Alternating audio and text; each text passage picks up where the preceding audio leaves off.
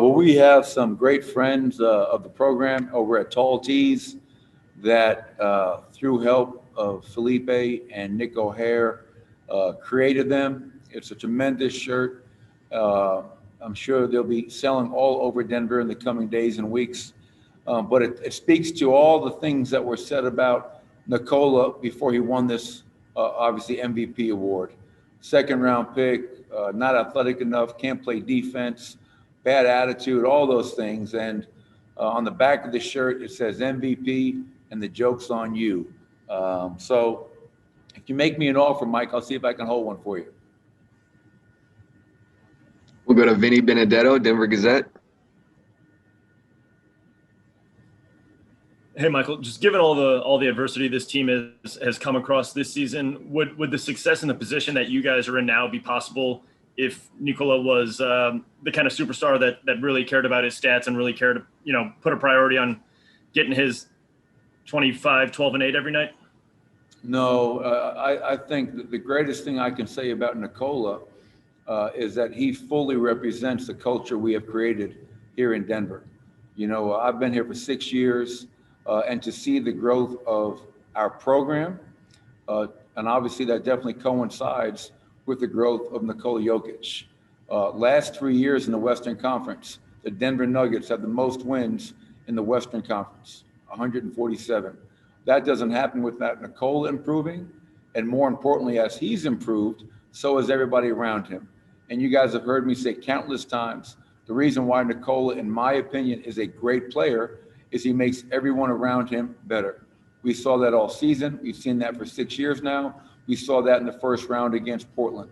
So if Nikola was all about me, we wouldn't have had the success, and I don't know if he would have had the success. He is totally selfless, one of the more understated superstars in recent memory.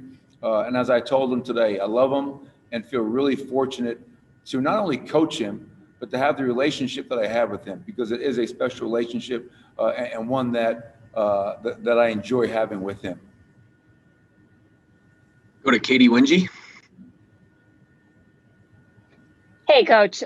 You've been to Sombor, you visited his family, his hometown. I'm wondering if you can just paint a picture of just how remarkable it is that he's the player that he is, that he's grown as much as he has, given his background, given the basketball player he was to the point that he is now. Yeah, I mean, to your point, Katie, it's really remarkable. After we were in the film room today, we were on the bus going over to practice, and we were sitting there on the bus talking for 20 minutes. And he was kind of talking about all the people in his life that have helped him get to this point, long before making that journey over to the United States. Name his mother and father, right? His brothers, Nemanja and Strahina, his wife, Natalia, his godfather, Vaga. He's had so many people that have helped shape the young man and player that he's become, that have allowed him to continue on this journey. And it's funny, you mentioned me going over there, and I didn't know Nikola was going to be an MVP. We came to Denver the same time. My first summer league as a head coach in Denver was also Nikola's first summer league in Denver. And I tell you right now, I bet you Nikola didn't think he'd ever be an MVP, and none of us thought he'd be the eventual MVP. But through a lot of hard work and dedication, he's made that happen. When I go over to Serbia, it's always about getting a chance to know him, know his family, understand where he's from and who he's around and what's important to him. And I think that's why we have that special relationship. The time away from the court, it's not always about basketball. Player development, to me, is making sure your players know how much you care about them. And obviously, that's been the case since day one between Nikola and myself. Jacob Toby, 9 News. Coach, am I allowed to ask you to turn around and show us the back of that for us TV folks, or are you going to make me buy one? That's going to be my drop the mic moment. So okay. I'm going to save that, for a little bit of like a build-up, if that's okay. Got it. All right, cool. Real question for you. What is it like for you to watch? I mean, this is the ultimate success story, right? A guy in the second round, not thought highly of, and to see his growth. You've been there since day one. What is that like for you as a coach? Oh, it's you take an extreme amount of pride, to play, as I told him, to play a really small part in his development, his maturation, and his ascendancy from being a second round pick taken 41st to having a good rookie season. And I go back, I think it was December 12th, 2016. That is like a day, a real important date in Nuggets franchise history. We had just come off of a 6-game road trip. We went 2-4. We had lost to Dallas by 20 points. I believe it was on a Monday. And I said to myself at that point, why am I fighting this? Let's get Nikola back to playing his natural position. And more importantly, let's make Nikola the centerpiece, the focal point of everything we do moving forward. Let's grow with him. And it's been amazing to watch his development within that, the team's development within that. And here we are, as I mentioned, I think last 3 years where I mentioned the number of wins, last 4 years, we have the second most wins in the Western Conference. That doesn't happen without Nikola Jokic and his willingness to grow up, to improve, to get in shape. All the things that were holding him back earlier, he knocked all that down. And now he's had an MVP season. And my hope is that this is not his only MVP. I've been fortunate. I was an assistant coach in Cleveland when LeBron won 2. I was able to coach Steph Curry before he won his MVPs. It's an amazing thing to see a guy that talented who brings it every single night.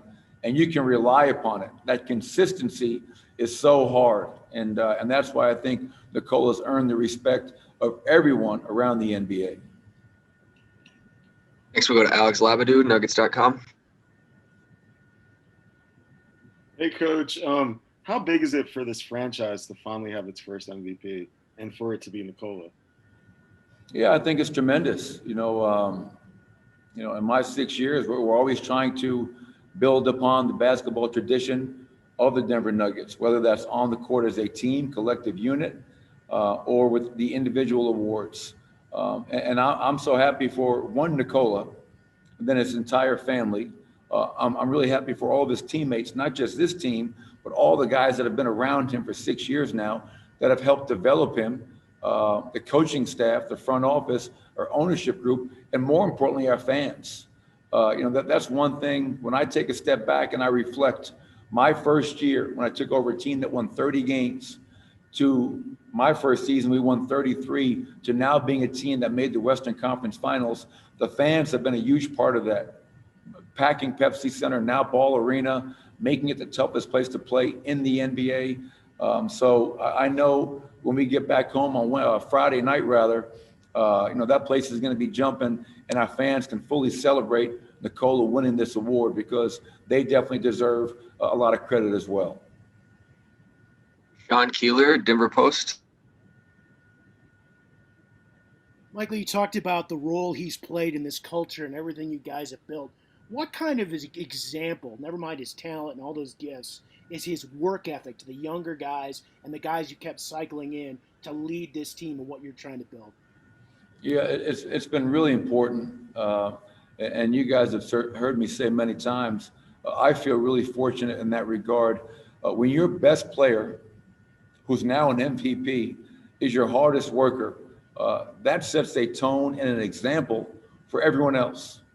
Whether it's a veteran coming in, a new player that's been drafted, whoever it is, when you see, as we're warming up for practice, Nikola not skipping any steps, going through everything hard.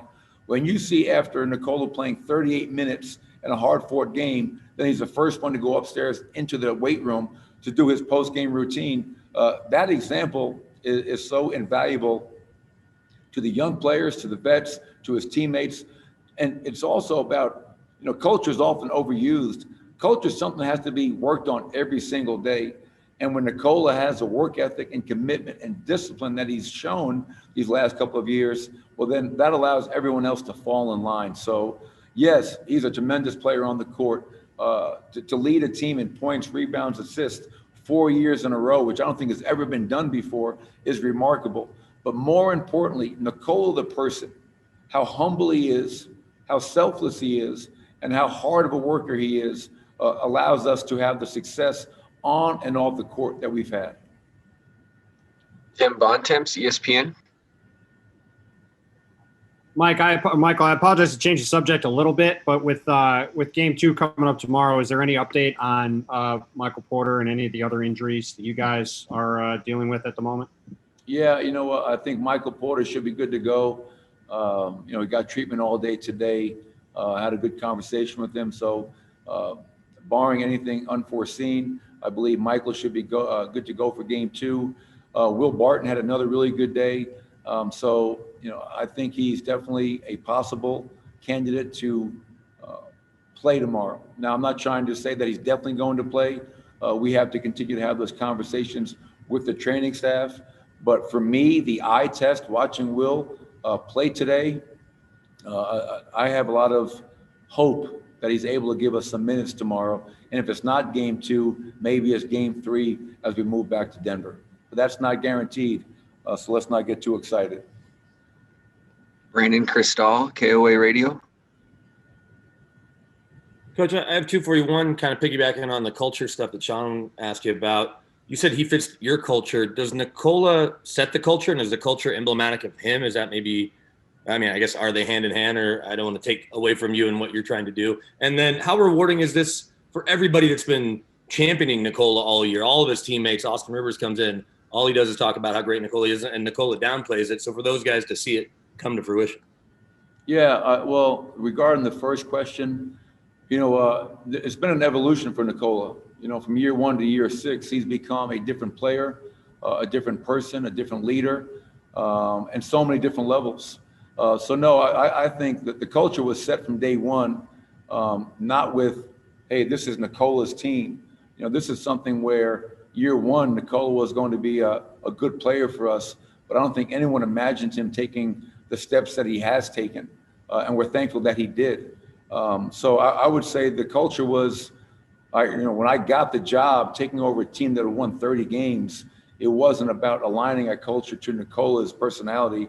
It was the things that were most important to me as a head coach. As those 6 years went on, obviously, and Nikola matured, became a leader, understood the importance of getting in great shape, and being the hardest worker and setting the example every day, I think he kind of morphed into that.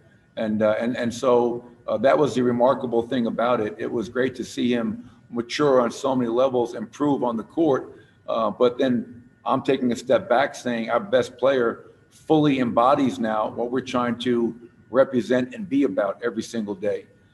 So that is obviously something that's been fun to watch.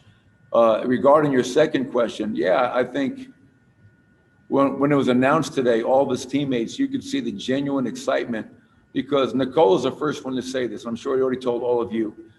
Yes, this is Nikola Jokic winning the MVP, but everyone in the organization shares in that award.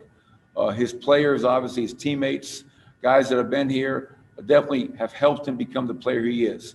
And he couldn't do all the things he's done without the help of his teammates, the coaches, the training staff, the strength coaches. This is everybody. And that's why we're all so excited, because I think we all feel this is a Denver Nuggets award, led by Nikola Jokic. And we're thrilled for him, obviously. All right, we got time for a few more questions here. We'll go to Harrison Wind. Hey, Michael, I think it was in maybe Nikola's second season where he said, I would rather have an assist than a bucket. And obviously, like, that mentality that he's had has carried over in every season since.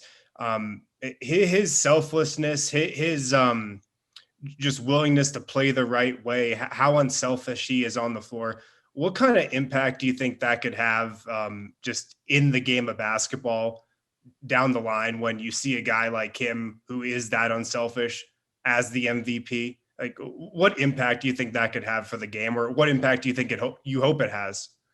Yeah, well, I think it has the potential to have a huge impact, and a very positive impact. I think I'm biased, but I think we as a team try to play the right way, and being selfless, being an unselfish team, passing up good shots to get great shots. Obviously, we've seen the San Antonio Spurs for many years do that. The Golden State Warriors do that. and we're just trying to play the game the right way, led by Nikola. As I mentioned earlier, in our second year, after we lost that game to Dallas on December 12th, everything changed, right? Our identity changed, our vision changed, our future changed. And I think that's the way the game should be played, Harrison. I think ball movement, passing, cutting, less dribbling, less ISOs, and no disrespect to the teams that play that way. You know, it's what you believe in. But I've heard that there are some really good, young, talented players coming up. And you hear these young players allude to, well, I patterned my game after Nikola Jokic. I want to be like a Nikola Jokic who can impact the game with my scoring, my rebounding, my playmaking, my leadership, because he doesn't have any holes in his game. So I think for the young generation coming up, what a great story. Everybody doubted this kid, 41st pick, limited expectations.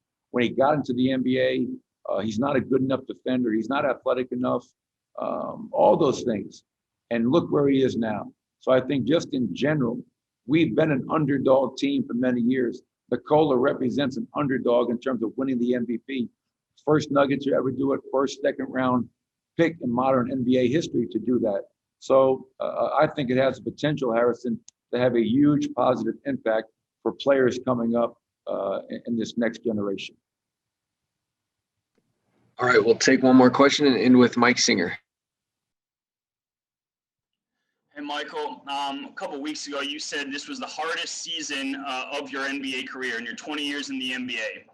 Did Nikola's MVP race and the way that this MVP race transpired, did it kind of provide a silver lining to make it more tolerable, to make it more exciting, to make it just so you could come in every day and know that, you know, this guy is in the running for the best player in the entire league, and make it more palatable in a season that's been taxing on everybody?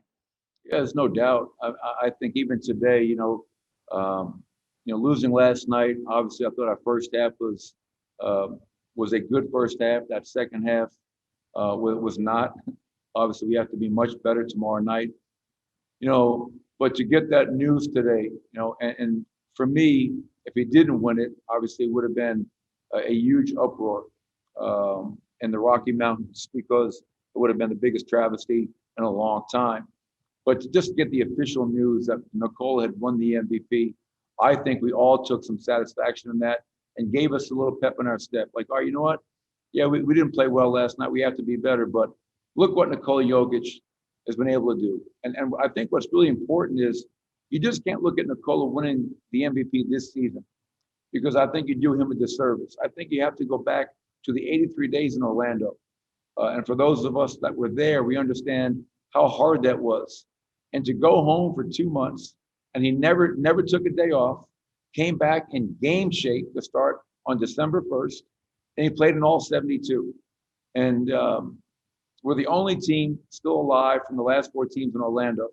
That is representative of Nikola's toughness, mentally and physically, and the fact that he's not easily willing to let go of the rope and give in when adversity strikes. That young man is exhausted, folks. He won't tell you, I'll tell you. He is mentally and physically exhausted right now. And now we have the challenge of trying to find a way to fight through this next round. But yes, it definitely is a silver lining. It's great that we finally got the news. And I think the other silver lining was with all the injuries that we had, then everybody counts us out. Just taking more satisfaction and continuing to prove people wrong. And I think we do that better than anybody. So I would agree, Mike, definitely a silver lining. And hopefully we can use that to springboard us a little bit tomorrow night to try to even this series up.